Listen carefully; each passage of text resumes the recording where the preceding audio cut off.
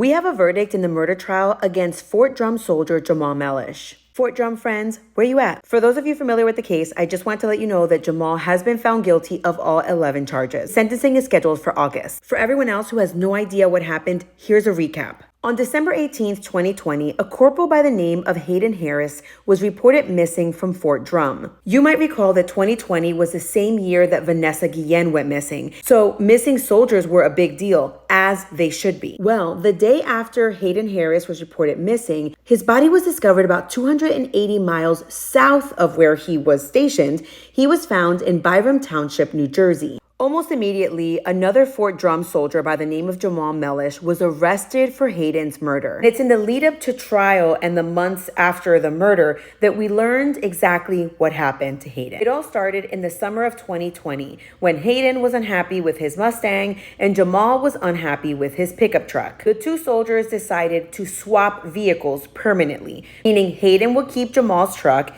and Jamaal would keep Hayden's Mustang. No money was to be exchanged. Only thing they were going to do was swap cars. This is Hayden's Mustang. This is just a stock photo of what Jamaal's vehicle looked like. Well, months after the exchange, things went sour when one of the parties was unhappy with the exchange.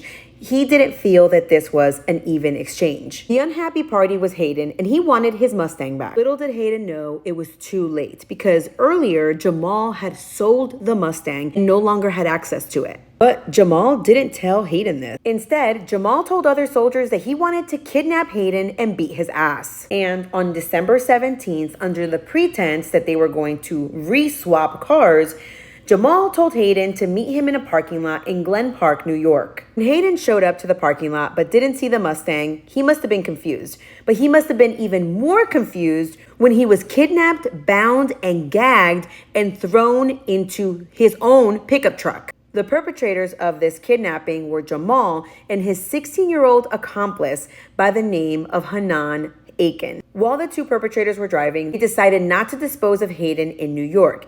Instead, they drove 280 miles south to Byram Township, New Jersey. There, they picked a wooded area, they told Hayden to get out of the vehicle, and then they executed him. Jamaal and his accomplice were both charged with 11 counts. His accomplice was charged as an adult, even though he was 16 years old at the time of the crime. The trial began in May of 2023, and both defendants were tried together. During the trial, the defense counsel for each defendant pointed the finger at the other defendant, saying that they were the masterminds. At trial, phone and GPS evidence were introduced to prove that Jamaal's phone was at the location where Hayden's body was discovered.